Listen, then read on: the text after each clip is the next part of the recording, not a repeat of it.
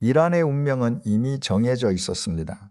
성경이 2600년 전에 기록한 충격적인 예언, 요즘 뉴스를 보시면서 마음이 불안하신 분 계십니까? 이란, 전쟁, 공습, 핵 개발 이런 단어들이 매일 쏟아지고 있습니다.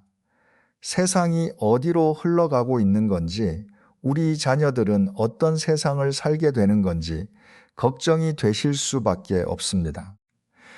그런데 저는 얼마 전 다니엘서를 다시 펼치다가 한참 동안 성경을 덮을 수가 없었습니다. 지금 뉴스에서 보도하고 있는 바로 그 이야기가 2600년 전 성경에 이미 기록되어 있었기 때문입니다. 한 글자도 빠짐없이 여러분 성경에 이런 장면이 있습니다. 기원전 539년 바벨론 궁전 안입니다. 그날 밤 당시 세계 최강대국의 왕이 1000명의 귀족을 불러 성대한 연회를 열었습니다. 술이 넘쳐 흘렀고 음악이 울려 퍼졌습니다. 그런데 왕은 한 가지 일을 저지릅니다. 예루살렘 성전에서 약탈해온 거룩한 금잔을 꺼내 술을 따른 겁니다. 하나님의 성전에서 쓰이던 그 잔으로 우상들에게 건배를 올렸습니다. 바로 그 순간이었습니다. 갑자기 아무도 보지 못한 손이 나타나 궁전 벽에 글씨를 쓰기 시작했습니다. 궁전이 얼어붙었습니다. 왕의 얼굴이 창백해졌고 무릎이 서로 부딪혀 떨렸습니다. 아무도 그 글씨를 읽지 못했습니다. 그리고 그날 밤 난공불락의 바벨론 제국이 하룻밤 만에 멸망합니다. 그 자리를 차지한 나라, 바로 오늘 전 세계수 뉴스를 뒤흔들고 있는 그 나라입니다. 이란 성경의 이름으로는 페르시아입니다. 그런데 더 놀라운 것이 있습니다. 바벨론을 무너뜨리고 그 자리에 선페르시아의 왕, 그 왕의 이름이 성경에 기록되어 있었습니다. 그것도 그가 태어나기 150년 전에 하나님이 아직 이 세상에 존재하지도 않는 한 이방 왕의 이름을 직접 부르시며 그가 할 일까지 미리 말씀하신 겁니다. 이것이 우연이겠습니까? 그리고 이것은 시작에 불과합니다. 이란에 대한 성경의 기록은이 한 장면으로 끝나지 않습니다. 이 나라의 이야기는 창세기에서 시작됩니다. 그리고 놀랍게도 요한계시록까지 이어집니다. 처음부터 끝까지 하나님은이 나라의 시작도, 전성기도, 그리고 마지막 운명까지 이미 다 기록해 두셨습니다. 오늘 그 기록을 함께 열어보겠습니다. 혹시 요즘 뉴스를 보시면서 이런 생각하신 적 없으십니까? 이 세상이 정말 하나님의 손 안에 있는 걸까? 이렇게 혼란스러운데 하나님은 정말 다 알고 계신 걸까? 오늘 이 말씀을 끝까지 들으시면 그 질문에 대한 답을 여러분이 직접 확인하시게 될 겁니다. 이 말씀이 마음에 닿으신다면 댓글에 아멘으로 고백해 주세요. 준비되셨습니까? 지금부터 시작하겠습니다. 1장 기원이 이 이야기는 창세기에서 시작됩니다. 노아의 홍수가 끝난 후 하나님은 인류에게 새 출발을 허락하셨습니다. 노아에게는 세 아들이 있었습니다. 셈함, 이 세 사람의 후손들이 온 땅에 흩어져 민족을 이루게 되는데 창세기 10장에 그 기록이 나옵니다. 여기서 두 사람의 이름을 기억해 주십시오. 첫 번째 엘람셈의 아들입니다. 그의 후손들은 지금의 이란 남서쪽 페르시아만 근처의 비옥한 땅에 자리를 잡았습니다. 두 번째 마다이 야베스의 아들입니다. 마다이의 후손들은 이란 북부 산악 지대에 정착했습니다. 거칠고 강인한 산악 부족이었습니다. 여러분, 여기서 한 가지 주목할 것이 있습니다. 이 두 사람은 아버지가 다릅니다. 엘람은 셈의 아들이고 마다이는 야벳의 아들입니다. 혈통이 다른 두 갈래의 후손이 같은 땅에 뿌리를 내린 겁니다. 그리고 수천 년 후이 두 혈통이 하나로 합쳐져 거대한 제국을 세우게 됩니다. 그 제국의 이름이 바로 메데페르시아, 오늘날의 이란입니다. 하나님은 나라의 씨앗을 창세기에서부터 심어 두신 겁니다. 그런 때의 엘람이라는 이름이 성경에서 처음 주목받는 장면이 있습니다. 창세기 14장입니다.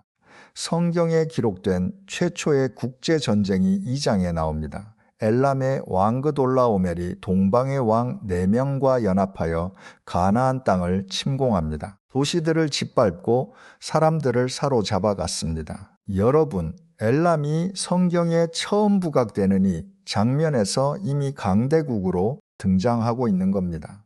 동방의 연합군을 이끌 만큼 큰 세력이었습니다.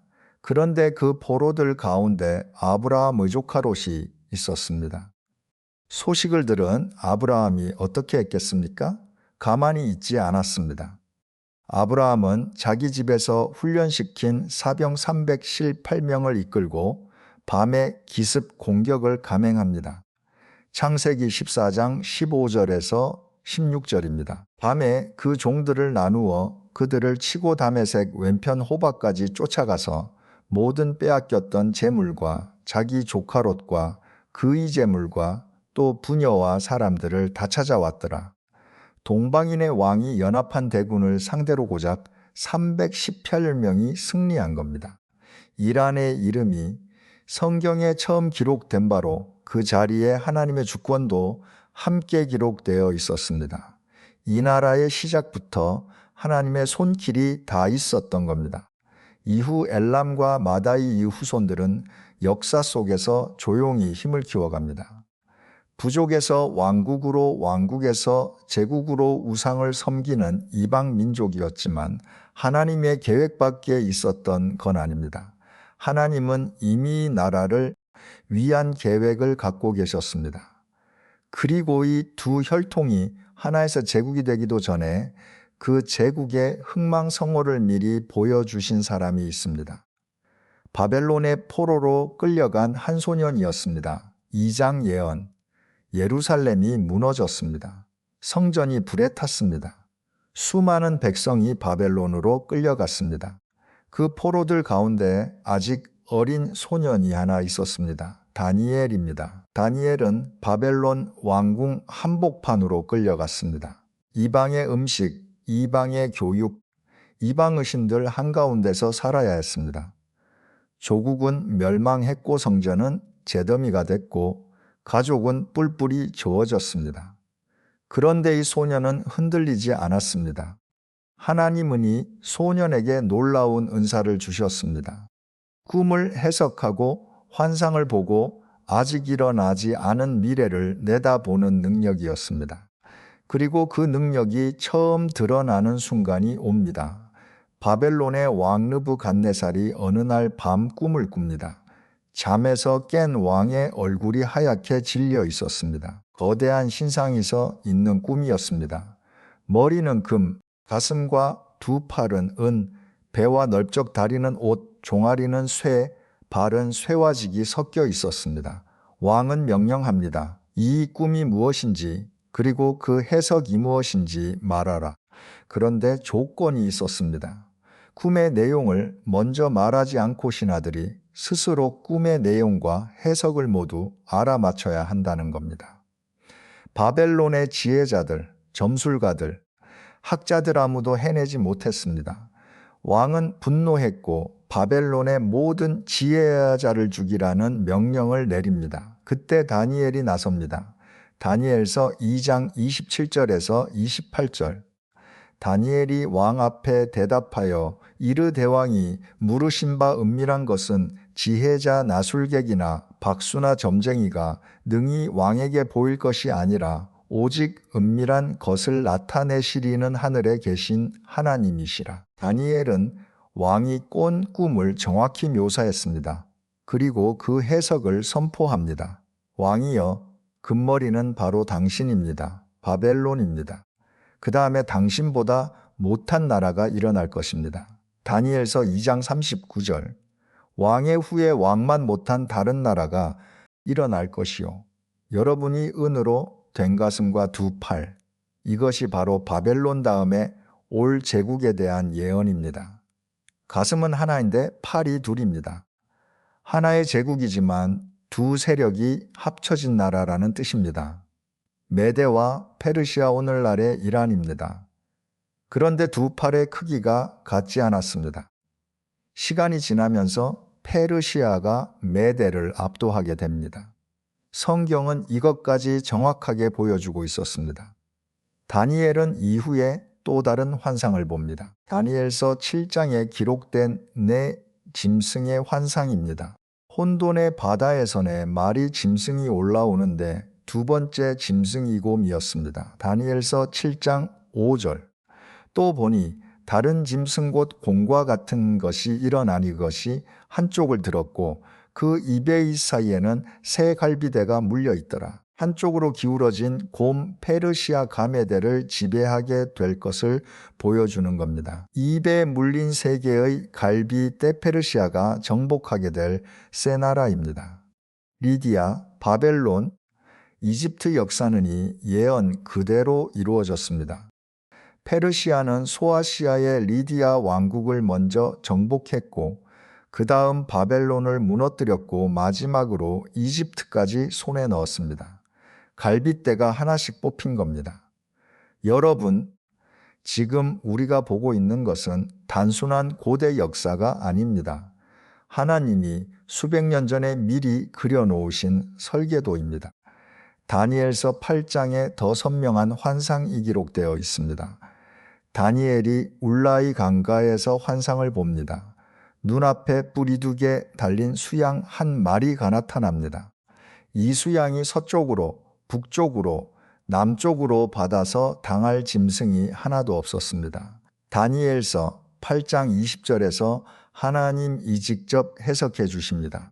내가 본바 두 뿔 가진 수양은 곰메대와 페르시아 왕들이니라. 수양의 정체가 메대와 페르시아라고 하나님이 직접 밝히신 겁니다. 그런데 환상은 여기서 끝나지 않습니다. 갑자기 서쪽에서 수염소 한 마리가 나타납니다. 땅에 발이 닿지 않을 만큼 빠르게 달려옵니다. 눈 사이에 큰 뿔이 하나 있었습니다. 이 수염소가 단숨에 수양에게 달려들어 두 뿔을 꺾어버립니다. 다니엘서 8장 21절. 털이 많은 수염소는 곧 헬라 왕이요. 두 눈 사이에 있는 큰 뿔은 곧 그 첫째 왕이니라. 이 수염소는 그리스입니다. 큰 뿔은 알렉산더입니다. 역사가 어떻게 됐겠습니까? 마케도니아의 알렉산더가 서쪽에서 나타나 불과 10년 만에 페르시아 제국을 완전히 무너뜨립니다. 땅에 닿지 않는다는 성경의 표현 그대로 역사가들도 놀랄 만큼 빠른 정복이었습니다. 그리고 다니엘서 8장 8절. 수염소 가강성하여질 때에 그 큰 뿔이 꺾이고 그 대신에 내 현저한 뿔이 하늘 사방을 향하여 났더라. 알렉산더 가강성할 때 큰 뿔이 꺾입니다. 역사는 정확히 이대로 됐습니다. 알렉산더는 33세의 젊은 나이의 바벨론에서 갑자기 죽습니다. 그리고 그의 제국은 내 명예 장군에게 정확히 내 조각으로 나뉘다. 성경이 이것을 역사가 일어나기 수백 년 전에 기록한 겁니다. 여러분, 이것이 우연이겠습니까? 수양의 두 뿔, 곰의 세 갈비, 수염소의 큰 뿔관의 뿔, 하나하나가 역사와 정확히 맞아 떨어집니다. 한치의 오차도 없습니다. 다니엘은 이 환상을 본 후 어떻게 됐겠습니까? 다니엘서 8장 27절. 이에 나다니엘이 기절하여 며칠 동안 앓아다가 다니엘이 며칠 동안 알아누웠습니다. 환상이 너무 선명하고 너무 무거웠기 때문입니다. 아직 일어나지 않은 제국의 흥망, 성과 눈앞에 펼쳐졌으니 사람의 몸이 감당할 수 없었던 겁니다. 이 모든 환상이 말하는 것은 한 가지입니다. 제국이 일어나고 무너지는 것은 우연이 아니라는 것. 하나님이 정하시고 하나님이 세우시고 하나님이 무너뜨리신다는 것. 다니엘서 2장 21절이 이렇게 선포합니다. 그는 때와 계절을 바꾸시며 왕들을 패하시고 왕들을 세우시며 바벨론도 페르시아도 그리스도 모두 하나님의 손안에 있었습니다. 그리고 그 하나님의 계획 가운데 페르시아에게는 특별한 사명이 준비되어 있었습니다. 심판의 도구만이 아니라 하나님의 백성을 해방시키는 은혜의 도구로 쓰이게 될 사명이었습니다. 그 사명이 실행되는 밤 도입부에서 말씀드렸던 바로 그 밤이 다가오고 있었습니다. 3장 심판 기원전 539년 바벨론의 왕 벨사살이 대연회를 열었습니다. 벨사살은 느부갓네살의 손자였습니다. 할아버지가 세우니 제국은 당시 세계에서 가장 강력한 나라였습니다. 누구도 바벨론이 무너질 거라 생각하지 않았습니다. 성벽의 두께만 해도 전차 2대가 나란히 달릴 수 있을 만큼 두꺼웠고 유프라테스 강이 도시 한복판을 관통하고 있어서 물이 마르지 않는 한 함락은 불가능하다고 여겨졌습니다. 벨사살은 그 안전함을 믿었습니다. 1000명의 귀족을 불러 모았고 술이 넘쳐 흘렀고 음악이 밤새 울려 퍼졌습니다. 그런데 술에 취한 벨사살이 한 가지 명령을 내립니다. 다니엘서 5장 2절. 벨사살이 술을 마실 때에 명하여 그의 아버지 느부갓네살이 예루살렘 성전에서 가져온 금과 은그릇을 가져오게 하였으니 예루살렘 성전의 거룩한 그릇들입니다. 하나님의 이름이 새겨진 그 잔들을 꺼내온 겁니다. 벨사살과 귀족들, 후궁들이 그 거룩한 잔으로 술을 마시며 금, 은, 옷, 쇠, 나무, 돌로 만든 우상들을 찬양했습니다. 하나님의 그릇으로 우상에게 건배를 올린 겁니다. 바로 그 순간이었습니다. 다니엘서 5장 5절. 그때 사람의 손가락이 나타나서 왕궁 초대 맞은편 석회벽에 글씨를 쓰는데 왕이 그 글씨 쓰는 손을 본지라 아무도 보지 못한 손이 나타났습니다. 허공에서 손가락이 나타나 벽에 글씨를 쓰기 시작한 겁니다. 궁전이 얼어붙었습니다. 음악이 멈췄습니다. 술잔을 든 손이 멈췄습니다. 다니엘서 5장 6절. 이에 왕에 즐기던 빛이 변하고 그 생각이 번민하여 널쩍다리마디가 녹는 듯하고 그의 무릎이 서로 부딪힌지라 왕의 얼굴에서 핏기가 사라졌습니다. 넓적 다리가 풀리고 무릎이 서로 부딪혀 떨렸습니다. 세계 최강 대국의 왕이 벽에 쓰인 글씨 앞에서 무너지고 있었습니다. 왕이 급히 바벨론의 지혜자들을 불러 모읍니다. 이 글씨를 읽고 해석하는 자에게 자주색 옷을 입히고 금목걸이를 걸어주고 나라의 셋째 통치자로 삼겠다. 아무도 읽지 못했습니다. 바벨론의 어떤 학자도 어떤 점술가도 그 글씨 앞에서 입을 열지 못한 겁니다. 왕의 얼굴은 더욱 하얘졌고 귀족들은 언당황했습니다. 그때 태후가 왕에게 한 사람을 추천합니다. 왕이여, 이 나라에 거룩한 신들의 영이 있는 사람이 있습니다. 왕의 할아버지 시대에 그를 박수의 어른으로 삼으셨습니다. 다니엘이 불려옵니다. 이때 다니엘의 나이가 이미 80이 넘었습니다. 바벨론 포로로 끌려온 지 거의 70년, 그 긴 세월을 이방 땅에서 믿음을 지키며 살아온 노인이 왕 앞에 섭니다. 벨사살이 말합니다. 내가 해석을 잘하고 의혹을 풀 수 있다 하니 글씨를 읽고 그 해석을 내게 알려달라. 그리하면 자주색 옷을 입히고 금목걸이를 걸어주고 셋째 통치자로 삼겠다. 다니엘이 대답합니다. 다니엘서 5장 17절. 다니엘이 왕 앞에서 대답하여 이르 대왕의 예물은 왕이 가지시며 왕의 상급은 다른 사람에게 주옵소서. 그래도 내가 왕을 위하여이 글을 읽으며 그 해석을 아르리이다. 보상이 필요 없다고 한 겁니다. 자주색 옷도 금목걸이도 권력도 필요 없다고. 80이 넘으니 노인은 세상이었던 것에도 흔들리지 않았습니다.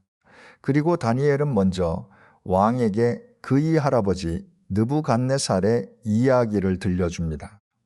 느부갓네살이 교만했을 때 하나님이 어떻게 하셨는지 왕좌에서 쫓겨나 들짐승처럼 살다가 하나님 앞에 겸손해진 후에야 회복되셨다는 것을, 그리고 다니엘 이벨사를 향해 말합니다. 다니엘서 5장 22절에서 23절.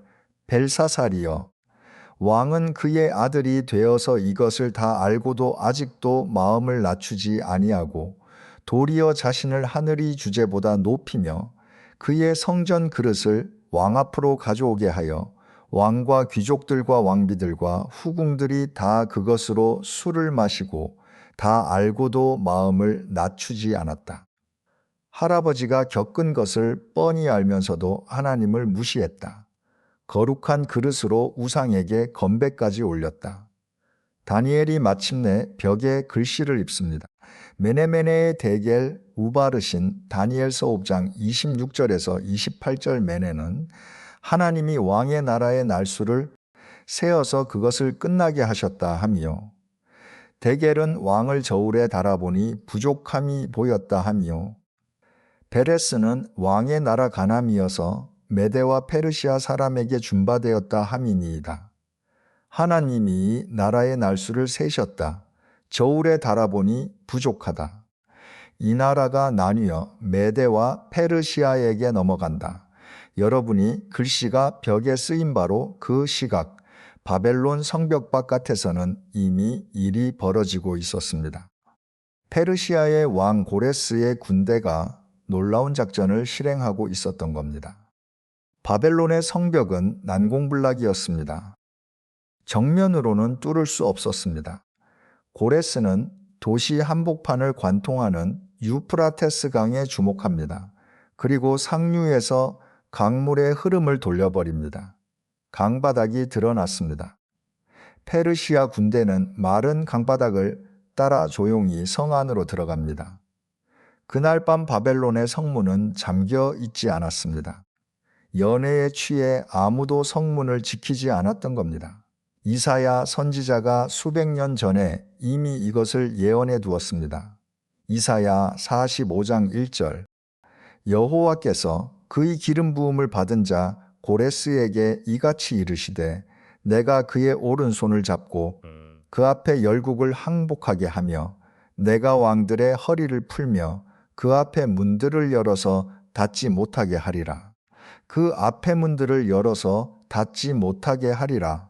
바벨론의 성문이 열려 있었던 것은 실수가 아닙니다. 하나님이 열어두신 겁니다. 다니엘서 5장 30절.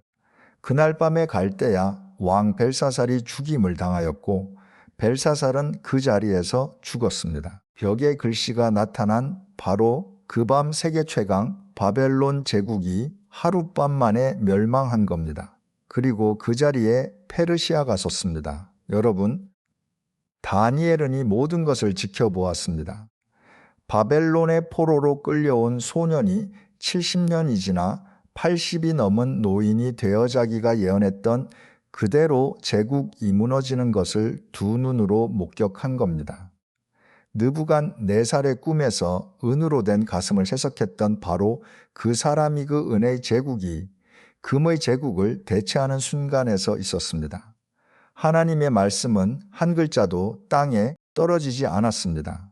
그런데 이 밤은 단지 한 제국의 멸망으로 끝나지 않습니다. 바벨론이 무너진 그 자리에 선 페르시아의 왕 고레스, 이방 왕이 하나님의 백성에게 상상할 수 없는 일을 하게 됩니다. 70년 동안 바벨론 강가에서 눈물 흘리던 유대 백성들에게 기적 같은 소식이 전해지려 하고 있었습니다. 사장 해방, 바벨론이 무너진 그 자리에 페르시아가 섰습니다. 그리고 페르시아의 왕 고레스가 세계 역사상가장 뜻밖의 명령을 내립니다. 에스라 1장 2절에서 3절, 바사왕 고레스는 말하노라. 하늘의 하나님 여호와께서 세상 만국을 내게 주셨고 나에게 명령하사 유다 예루살렘에 성전을 건축하라 하셨나니 이스라엘의 하나님은 참 하나님이시라. 너희 중에 그의 백성이 된 자는 다유다 예루살렘으로 올라가서 이스라엘의 하나님 여호와의 성전을 건축하라. 여러분, 이 말을 한 사람이 누구입니까? 유대인이 아닙니다. 이스라엘 사람이 아닙니다. 이방 왕입니다. 우상을 섬기던 페르시아의 왕이 하늘의 하나님 여호와라는 이름을 입에 올린 겁니다. 그리고 포로로 끌려온 유대 백성에게 고향으로 돌아가라고 명령한 겁니다. 돌아가서 성전을 다시 지으라고. 그것만이 아닙니다. 에스라 1장 4절. 그나마 있는 백성이 어느 곳에 거주하든지 그곳 사람들이 은과 금과 기타 물건과 짐승으로 도와주고 그 외에도 예루살렘에 있는 하나님의 성전을 위하여 예물을 자원하여 드릴지니라. 성전 재건 비용까지 대주라는 명령입니다. 이방 제국의 국고에서 하나님의 성전을 짓는 돈이 나간 겁니다. 고레스는 여기서 한 가지를 더합니다. 느부갓네살이 예루살렘 성전에서 약탈해간 금은 그릇들, 벨사살이 마지막 밤에 꺼내 술잔으로 쓰던 바로 그 거룩한 그릇들을 돌려보냅니다. 에스라 1장 7절. 바사왕 고레스 갓도 여호와의 성전 그릇을 꺼내니엔 적에 느부갓네살이 예루살렘에서 가져다가 자기 신들의 당에 두었던 것이라. 벨사살이 우상에게 건배하며 모독했던 바로 그 잔들이 다시 예루살렘으로 돌아가게 된 겁니다. 3장에서 벽에 글씨가 나타났던 바로 그 밤에 쓰였던 잔들입니다. 하나님의 그릇은 결국 하나님의 자리로 돌아갔습니다. 여러분, 그런데 여기서 한 가지 놀라운 사실이 있습니다. 도입부에서 말씀드렸지요. 고레스의 이름이 성경에 기록되어 있었다고. 그것도 그가 태어나기 150년 전에 이사야 44장 28절. 고레스에 대하여는 이르기를 그는 나의 목자라 나의 모든 기쁨을 성취하리라 하며 예루살렘에 대하여는 이르기를 중건드리라 하며 성전에 대하여는 내 기초가 놓여지리라 하는 잔이라. 하나님이 나의 목자라고 부르신 겁니다. 이방 왕을, 우상을 섬기는 페르시아의 왕을 나의 목자라고. 그리고 이사야 45장 1절. 여호와께서 그의 기름 부음을 받은 자고레스에게 기름 부음을 받은 자 히브리어로 마시아흐입니다. 메시아와 같은 단어입니다. 구약 성경에서 이방인에게의 표현이 쓰인 것은 고레스가 유일합니다. 하나님은 이 이방 왕을 통해 자신의 백성을 해방시키시고 성전을 다시 세우시겠다고 미리 선포하신 겁니다. 그리고 정확히 그대로 이루어졌습니다. 70년입니다. 바벨론 강가에서 비파를 버드나무에 걸어놓고 울던 세월이 70년입니다. 시편 137편에 그 눈물이 70년입니다. 우리가 바벨론의 여러 강변 거기에 앉아서 시온을 기억하며 울었도다. 그 70년이 끝나는 순간이 온 겁니다. 다윗의 후손인 스룹바벨과 대제사장 여호수아가 귀환 행렬을 이끕니다. 에스라 2장 64절에 따르면 총 42,360명이었습니다. 태어나서 한 번도 예루살렘 땅을 밟아본 적 없는 사람들이 대부분이었을 겁니다. 부모에게, 조부모에게 이야기로 만들었던 그 땅, 우리 성전이 있던 곳, 우리 하나님이 인재하시던 곳, 그 땅을 처음 밟는 순간이 어떠했겠습니까? 에스라 3장 11절에서 12절. 여호와께 감사하며 찬양하여 이르되 주는 선하시도다. 그 인자하심이 이스라엘에게 영원하시도다 하니 모든 백성이 여호와의 성전 기초가 놓임을 보고 여호와를 찬양하며 큰 소리로 외쳤으나 늙은 제사장들과 레위 사람들과 족장들 중에 첫 성전을 보았던 여러 늙은이가 이제의 성전이 기초 놓임을 보고 대성통곡하였더라. 젊은 세대는 환호했습니다. 늙은 세대는 통곡했습니다. 첫 번째 성전을 기억하는 늙은이들, 그들은 화려했던 솔로몬 성전을 보았고 그것이 불타는 것도 보았고 70년을 기다린 끝에 지금 이 자리에서 있는 겁니다. 그 눈물이 환호인지 슬픔인지 아마 그들 자신도 몰랐을 겁니다. 환호와 통곡이 뒤섞여 멀리까지 들렸다고 성경은 기록합니다. 여러분, 이것을 가능하게 한 것이 이방 왕 고레스의 측령이었습니다. 하나님은 이방 제국을 통해 이방 왕의 입을 통해 자기 백성의 해방을 이루신 겁니다. 여러분의 삶에도 이런 순간이 있으실 겁니다. 오래 기다린 것이 있으시지요. 끝나지 않을 것 같은 기다림이 있으시지요. 70년을 기다린 이스라엘 백성에게 하나님은 약속을 지키셨습니다. 한 해도 어기지 않으셨습니다. 여러분의 기다림도 하나님의 시간표 안에 있습니다. 하나님 아버지 감사합니다. 70년의 기다림 끝에도 약속을 지키시는 주님을 찬양합니다. 이방 왕의 입술까지 주관하시는 주님의 권능을 고백합니다. 지금 기다림의 시간을 보내고 있는 여러분의 자녀들에게, 말씀 앞에서 눈물 흘리고 있는 여러분에게도 주님의 때가 반드시 오게 하소서. 우리의 시간표가 아닌 주님의 시간표를 신뢰하게 하소서. 예수님의 이름으로 기도합니다. 아멘. 페르시아는 이스라엘을 파괴한 것이 아니라 회복시킨 유일한 제국이 됐습니다. 바벨론은 성전을 불태웠지만 페르시아는 성전을 다시 세웠습니다. 하나님은 이 이방 제국을 심판 이도구만이 아니라 은혜의 도구로 쓰신 겁니다. 그런데 이 페르시아 제국 안에서 하나님의 백성이 한 번 더 위기를 맞게 됩니다. 이번에는 성전이 아니라 민족 전체의 생존이 걸린 위기였습니다. 그리고 그 위기의 한복판에 한 여인이 서게 됩니다. 5장 9원 고레스 이후 세월이 흘러 페르시아는 전성기를 맞이합니다.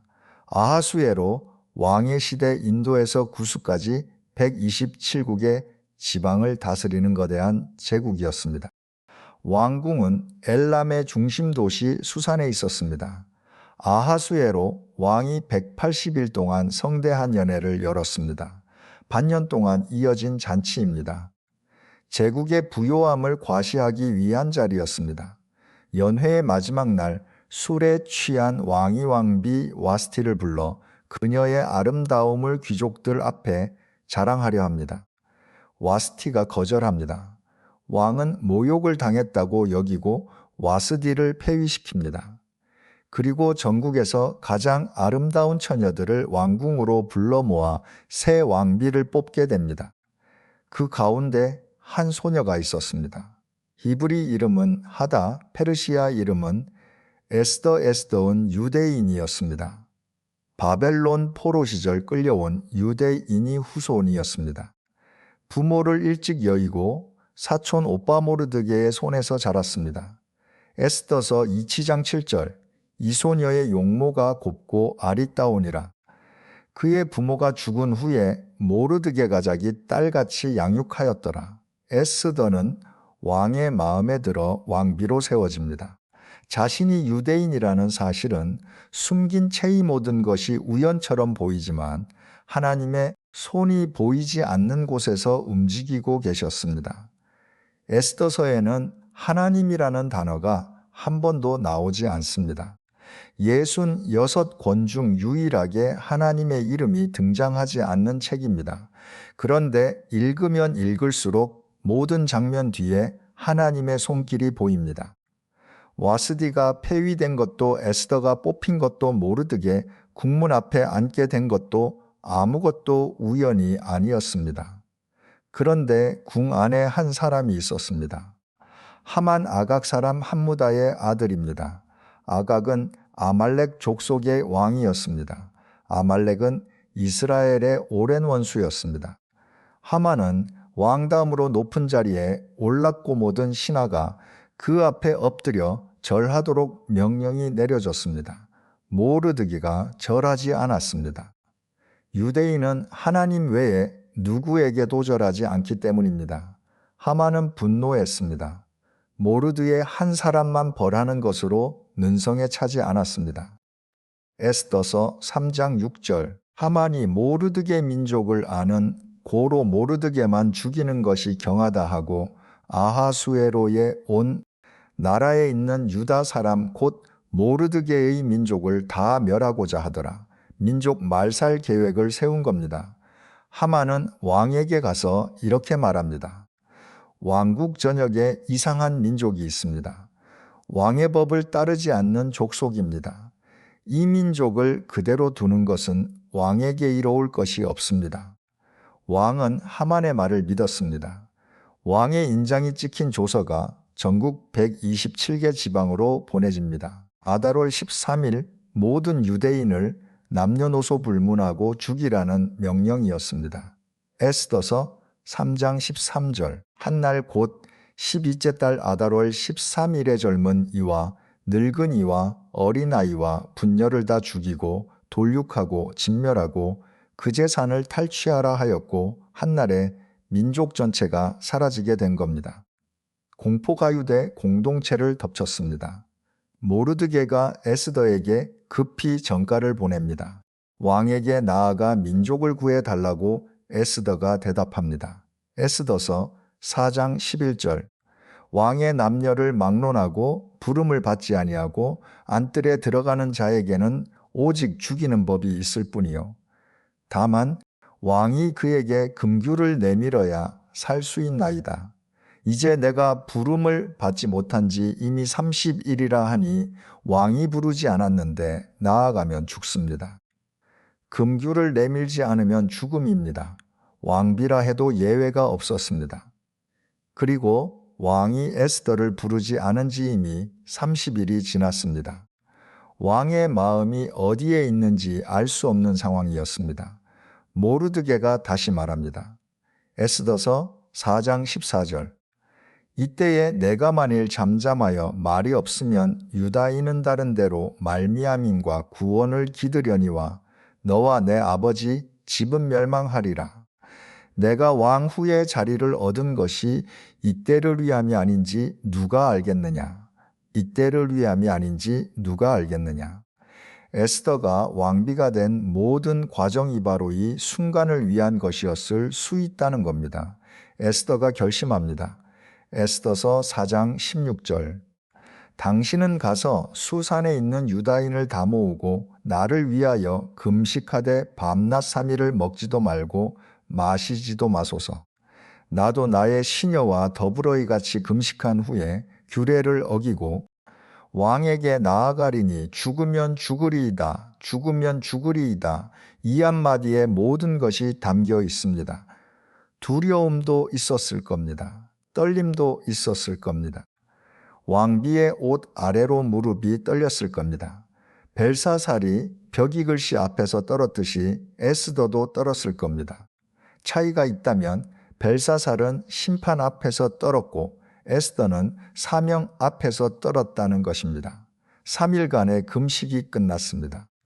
에스더가 왕비의 예복을 입고 안뜰로 나아갑니다. 에스더서 5장 2절. 왕이 뜰에 서 있는 왕후 에스더를 보고 기뻐하여 그에게 손에 잡은 금규를 내밀 메에스더가 나아가서 금규 끝을 만지니라. 금규가 내밀어졌습니다. 살았습니다. 에스더는 서두르지 않았습니다. 왕과 하만을 잔치에 초대합니다.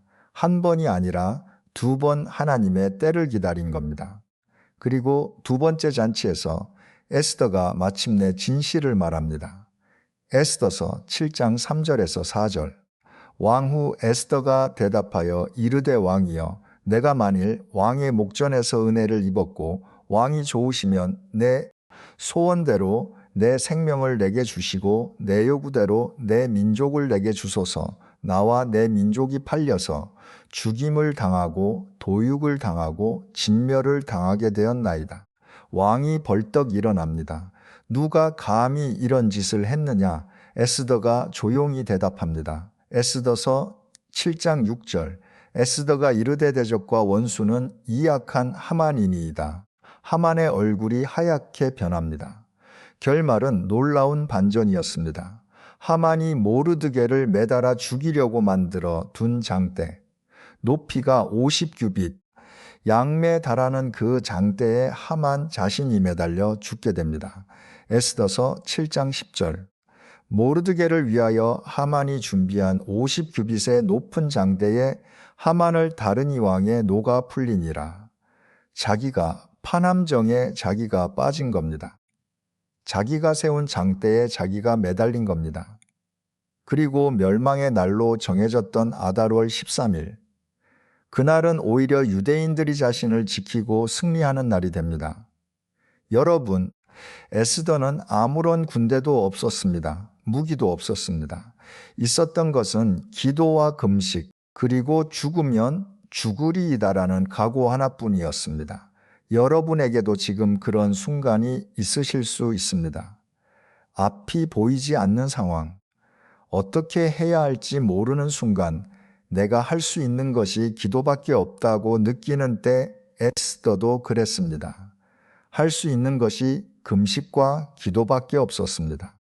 그 기도가 페르시아 제국의 왕의 마음을 움직였고 민족 전체를 살렸습니다. 여러분의 기도도 그렇습니다. 작아 보여도 하나님은 그 기도를 들으시고 제국의 왕도 움직이시는 분입니다. 하나님 아버지 감사합니다. 에스더처럼 두려움 앞에서도 한 걸음 나아가는 믿음을 주소서. 죽으면 죽으리이다 고백할 수 있는 담대함을 주소서. 지금 앞이 보이지 않는 상황 속에 있는 여러분에게 금규를 내미시는 하나님의 은혜 가임하게 하소서. 우리의 기도가 작아 보여도 주님은 그 기도로 역사를 바꾸시는 분이심을 믿습니다. 예수님의 이름으로 기도합니다. 아멘. 페르시아 제국은 이스라엘을 해방시켰을 뿐 아니라 이스라엘 민족이 멸절되는 것까지 막아준 무대가 됐습니다. 하나님은 이방 제국 안에서 자기 백성을 지키셨습니다. 에스더서 이후 페르시아는 성경의 이야기에서 조용히 사라지는 득보입니다. 세월이 흘러 그리스가 등장하고 로마가 세계를 지배하게 됩니다. 페르시아의 시대는 끝난 것처럼 보였습니다. 그런데 수백 년 후 온 세상이 메시아의 오심을 기다리던 그때 페르시아가 다시 한번 성경의 무대에 등장합니다. 이번에는 전혀 예상치 못한 방식으로 육장 경배 수백 년이 흘렀습니다. 페르시아 제국은 알렉산더에게 무너졌고 그리스도 쇠퇴했고 이제 로마가 세계를 지배하고 있었습니다. 페르시아의 시대는 이미 끝난 것처럼 보였습니다. 그런데 마태복음 2장 1절에서 2절에롯 왕 때에 예수께서 유대 베들레헴에서 나심의 동방으로 붙어 박사들이 예루살렘에 이르러 말하되 유대인의 왕으로 나시니가 어디 계시냐 우리가 동방에서 그의 별을 보고 그에게 경배하러 왔노라 하니 동방에서 박사들이 왔습니다. 여러분 이 박사들이라는 단어 원래 헬라어로 마고이입니다. 마고이는 고대 페르시아 제국에서 별과 하늘을 연구하던 학자 계급이었습니다. 종교와 천문학을 함께 다루는 제사장 겸 학자들이었습니다. 성경에 그들의 국적이 직접 나와 있지는 않습니다. 동방에서 왔다고만 기록되어 있습니다. 그런데 예루살렘에서 동쪽에 있는 나라 마고이라는 학자 계급이 존재했던 나라별을 연구하고 고대 예언을 간직하던 나라 페르시아입니다. 오늘날의 이란 지역입니다. 그런데 여기서 한 가지 질문이 생깁니다. 이 학자들이 왜 별 하나를 보고 그 먼 길을 떠났겠습니까? 단순히 별이 밝아서 하늘에 특이한 현상이 있어서 아닙니다. 이들이 연구하던 두루마리 가운데 수백 년 전 바벨론과 페르시아 공정에서 섬겼던 한 사람의 기록이 있었을 겁니다. 다니엘의 예언서입니다. 다니엘은 바벨론과 페르시아 제국에서 총리급 인물이었습니다. 그의 기록은 궁정 문서로 보존됐을 가능성이 높습니다. 다니엘서 9장 25절. 예루살렘을 중건하라는 영이 날 때부터 기름 부음을 받은 자 곧 왕이 일어나기까지 7일내와 62일에가 지날 것이요 메시아가 오실 시기를 수치로 예언한 구절입니다. 만약 동방의 마고이들이 이 예언을 알고 있었다면 그들은 때를 계산하고 있었던 겁니다. 그리고 그 별이 나타났을 때 이것이 바로 그 순간이라는 것을 알아차린 겁니다. 그들은 모든 것을 뒤로 하고 길을 떠납니다. 페르시아에서 예루살렘까지 사막을 가로질러 수개월의 여정입니다. 편한 길이 아닙니다. 안전한 길도 아닙니다. 그런데 그들은 왔습니다. 그리고 세 가지 선물을 가져왔습니다. 마태복음 2장 11절. 집에 들어가 아이와 그의 어머니 마리아가 함께 있는 것을 보고 엎드려 아기에게 경배하고 보배압을 열어 황금과 유향과 모약을 예물로 드리니라. 황금, 유향, 몰약이 세 가지 선물은 단순한 예물이 아닙니다. 황금은 왕에게 드리는 것입니다. 이야기가 왕이시라는 고백입니다. 유향은 제사장이 하나님께 올리는 향입니다. 이야기가 하나님이시라는 고백입니다. 몰약은 시신을 염할 때 쓰는 향료입니다. 이 아기가 죽으실 것이라는 예언입니다. 왕이시며 하나님이시며 우리를 위해 죽으실 분 동방의 이방 학자들이 세 가지 선물로 메시아의 정체를 선포한 겁니다. 여러분, 이 장면을 다시 한번 보십시오. 예루살렘의 대제사장들은 침묵하고 있었습니다. 율법학자들은 메시아의 탄생 장소를 알면서도 움직이지 않았습니다. 헤롯은 아기를 죽이려는 음모를 꾸미고 있었습니다. 그런데 가장 먼 곳에서 이방 나라의 사학자들이 사막을 건너와서 아기 앞에 엎드린 겁니다. 성전을 재건했던 나라, 하나님의 백성을 해방시켰던 나라, 에스더를 통해 민족을 구했던 나라, 그 나라에서 온 사람들이 메시아 앞에 처음으로 엎드려 경배한 겁니다. 이것이 우연이겠습니까? 하나님의 계획 속에서 페르시아는 처음부터 이 자리에 서도록 정해져 있었던 겁니다. 성전을 세운 나라 가성전의 주인 앞에 엎드린 겁니다. 여러분, 지금까지 우리는 성경이 기록한 이란의 이야기를 따라왔습니다. 창세기에서 시작되니 나라의 씨앗, 다니엘이 본 환상 속의 제국, 바벨론을 무너뜨린 심판의 밤, 하나님의 백성을 해방시킨 은혜의 측령, 민족을 구한 에스더의 각오, 그리고 메시아 앞에 엎드린 첫 경배, 해방자로, 보호자로, 경배자로, 페르시아는 하나님의 이야기 속에 깊이 째껴 있었습니다. 그런데 성경은 이 나라의 이야기를 여기서 끝내지 않습니다. 마지막 때에 대한 예언이 남아 있습니다. 그리고 그 예언은 지금 우리가 뉴스에서 보고 있는 것과 놀랍도록 닮아 있습니다. 여러분, 여기서 잠깐 멈추겠습니다. 지금까지 함께 따라오시면서 마음에 다 부분이 있으셨습니까? 하나님이 정말 역사를 주관하시는구나 하는 생각이 드셨다면 댓글에 주님 이 역사의 주인이십니다 라고 고백해 주세요. 지금 가장 마음에 걸리는 기도 제목이 있으시다면 한 줄 남겨주셔도 좋습니다. 여러분의 그 고백을 하나님이 들고 계십니다. 7장 운명. 지금까지 우리가 본 페르시아의 모습은 이랬습니다. 하나님의 백성을 해방시킨 나라, 성전을 다시 세운 나라, 민족을 구원한 무대가 된 나라, 메시아 앞에 처음 엎드린 나라. 그런데 성경은 마지막 때의 나라가 완전히 다른 자리에 서게 된다고 예언합니다. 에스겔서 38장 1절에서 2절. 여호와의 말씀이 내게 임하여 이르시되인자야, 너는 마곡 땅에 있는 곡 곤노스와 메섹과 두 발의 왕에게로 얼굴을 돌려 그에게 예언하라. 마지막 때에 이스라엘을 대적하는 연합군이 일어납니다.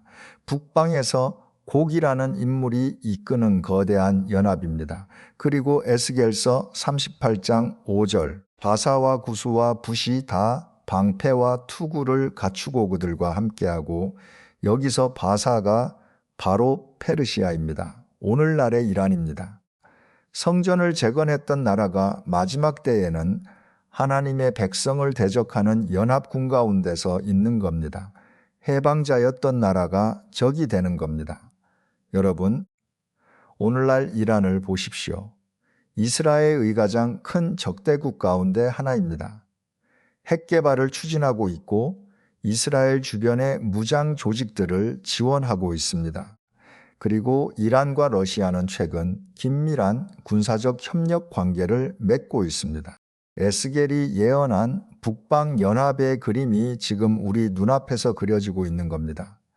2600년 전의 예언이 오늘 뉴스와 겹쳐지고 있습니다. 에스겔서 38장 9절 너와 내 모든 군대와 너와 함께한 많은 백성이 올라오되 폭풍같이 이르고 구름같이 땅을 덮으리라. 성경은이 연합군이 이스라엘을 향해 몰려온다고 말합니다.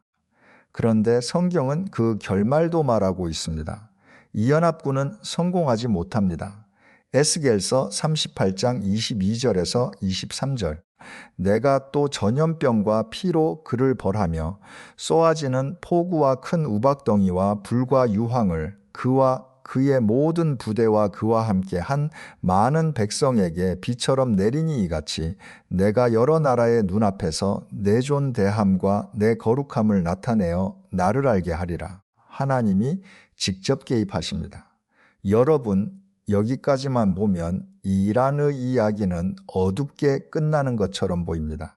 해방자였던 나라가 적이 되어 심판을 받는 것으로 끝나는 것 같습니다. 그런데 성경에는 거의 알려지지 않은 한 구절이 있습니다. 예레미야서 49장 34절에서 39절 예레미야 선지자가 엘람에 대해 예언한 말씀입니다. 먼저 심판을 선언합니다. 내가 엘람의 활꽃 그의 권세의 으뜸을 꼬으리라. 엘람의 힘을 꺾겠다는 심판의 말씀입니다. 그런데 마지막 절에 이런 말씀이 나옵니다. 예레미야서 49장 39절 마리에 내가 엘람의 포로를 돌아오게 하리라. 여호와의 말씀이니라. 말일에 내가 엘람의 포로를 돌아오게 하리라. 여러분이 말씀이 무엇을 뜻하는지 아시겠습니까? 심판이 끝이 아닙니다. 하나님은 이란을 심판하시되 마지막에 회복의 문을 열어 두셨습니다. 적이 된 나라에게도 돌아올 길을 남겨두신 겁니다. 그리고 놀라운 일이 지금 이란 땅에서 일어나고 있습니다. 이란은 현재 세계에서 기독교가 가장 빠르게 성장하고 있는 나라 가운데 하나입니다.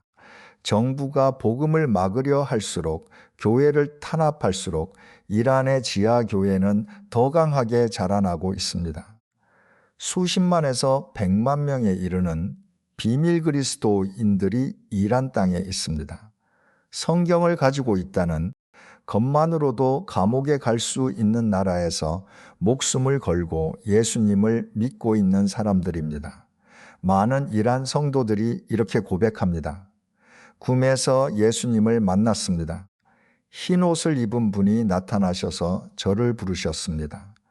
그들은 교회를 찾아가고 성경을 구하고 다시 다른 사람에게 복음을 전하고 있습니다. 탄압이 거세질수록 교회는 더 자라납니다. 말일에 내가 엘람의 포로를 돌아오게 하리라. 예레미야의 예언이 지금 이란 땅에서 이루어지고 있는 것은 아닐까요? 다니엘서 10장에 이런 기록이 있습니다. 다니엘이 이란 땅을 위해 기도했을 때 하나님의 응답이 21일이나 걸렸습니다.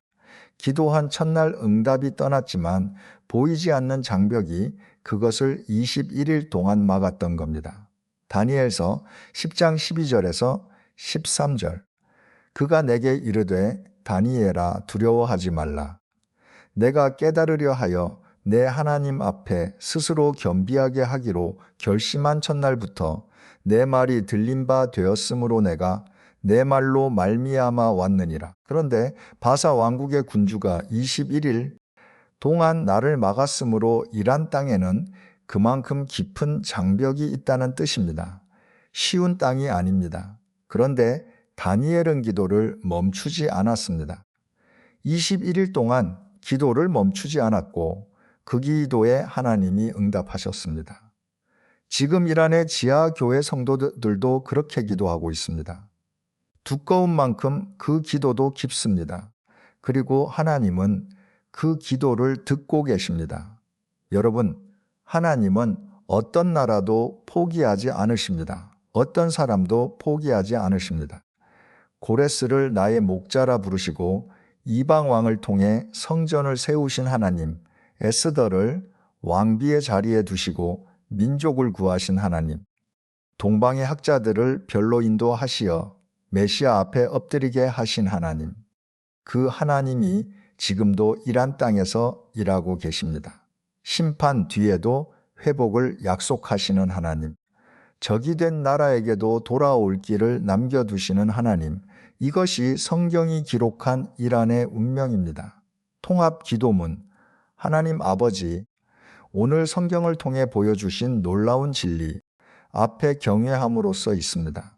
창세기의 엘람과 마다이의 이름을 기록하시고 수천 년의 역사를 미리 설계하신 주님을 찬양합니다. 다니엘에게 환상을 보여주사 제국의 흥망성쇠를 미리 알게 하신 주님, 바벨론의 벽에 친히 글씨를 쓰시고 고레스의 앞에 성문을 열어 두신 주님, 이방 왕의 입술로 하늘의 하나님 여호와를 고백하게 하신 주님, 에스더의 떨리는 발걸음을 금규로 맞아주신 주님, 동방의 학자들을 별로 인도하시어 아기 예수 앞에 엎드리게 하신 주님, 주님은 역사의 처음부터 끝까지 주관하시는 분이십니다. 바벨론도 페르시아도 그리스도 로마도 주님의 손 안에 있었습니다. 지금 이란에서 일어나는 일도 주님의 손 안에 있습니다. 주님, 이란 땅의 지하 교회 성도들을 지켜주소서. 목숨을 걸고 주님을 믿는 그들의 믿음을 붙들어 주소서. 꿈에서 주님을 만나고 성경을 찾아 나선 그 영혼들을 인도해 주소서. 21일 동안 기도를 멈추지 않았던 다니엘처럼 그들의 기도 위에 응답을 보내주소서. 말일에 내가 엘람의 포로를 돌아오게 하리라 하신 주님의 약속이 이루어지기를 간절히 기도합니다. 그리고 주님, 우리도 고백합니다. 세상 뉴스 앞에서 불안해하던 우리의 마음을 주님의 말씀으로 다시 세워주소서. 때와 계절을 바꾸시며 왕들을 하시고 왕들을 세우시는 주님이 우리의 삶도 주관하시고 계심을 믿습니다. 우리의 가정도, 우리의 자녀도, 우리의 미래도 주님의 손안에 있습니다. 다니엘처럼 흔들리지 않는 믿음을 주소서. 에스더처럼 사명 앞에 나아가는 담대함을 주소서. 동방 박사들처럼 주님 앞에 엎드리는 겸손함을 주소서. 예수님의 이름으로 기도합니다. 아멘. 마무리. 사랑하는 여러분, 오늘 우리는 성경이 기록한 이란의 이야기를 처음부터 끝까지 함께 따라왔습니다. 창세기에 심어진 씨앗, 다니엘이 본환상 속의 제국, 바벨론 최후의 밤의 벽에 쓰인 글씨, 이방 왕 고레스의 입에서 나온 해방의 칙령, 죽으면 죽으리이다 고백하며 왕 앞에 나아간 에스, 사막을 건너 아기 앞에 엎드린 동방의 학자들, 그리고 마지막 때의 예언과 그 가운데서도 열려있는 회복의 문 하나님은이 나라에 처음도 하셨고 지금도 하시고 마지막도 하십니다. 여러분, 이란의 이야기가 우리에게 말하는 것이 있습니다. 하나님은 어떤 나라의 역사도 우연에 맡기지 않으셨습니다. 한 나라의 시작부터 끝까지 하나님의 손 안에 있었습니다. 그렇다면 여러분의 이야기도 다르지 않습니다. 하나님은 여러분의 처음도 아시고 지금도 아시고 마지막도 아십니다. 지금 뉴스 앞에서 불안하셨다면 오늘이 말씀이 여러분의 마음에 닿기를 바랍니다. 역사를 주관하시는 하나님이 여러분의 삶도 주관하고 계십니다. 다니엘서 2장 21절의 그 말씀, 그는 때와 계절을 바꾸시며 왕들을 패하시고 왕들을 세우시며 이 하나님이 여러분의 하나님이십니다. 오늘 이 말씀 가운데 가장 마음에 다장면이 있으셨습니까? 댓글에 나눠주시면 감사하겠습니다. 벽의 글씨 앞에서 하나님의 주권을 느꼈습니다. 에스더의 각오가 마음에 남습니다. 이란 지하 교회를 위해 기도하겠습니다. 어떤 한마디든 좋습니다. 그리고 이번 주간 이란의 지하 교회 성도들을 위해 한 번만이라도 기도해 주시기를 부탁드립니다. 지금 이 순간에도 목숨을 걸고 예수님을 믿고 있는 형제 자매들입니다. 우리가 자유롭게 예배 드리느니 축복이 얼마나 귀한 것인지 그들의 믿음이 우리에게 말해주고 있습니다. 여러분의 작은 응원 하나하나가 모여도 많은 분들에게 하나님의 말씀을 전하는 힘이 됩니다. 하나님의 은혜와 평강이 여러분과 여러분의 가정 위에 충만하시기를 기도합니다. 계절을 주관하시는 하나님 안에서 흔들리지 않는 한 주간 되시기를 축복합니다. 다음에도 더 귀한 말씀으로 찾아뵙겠습니다. 아멘. M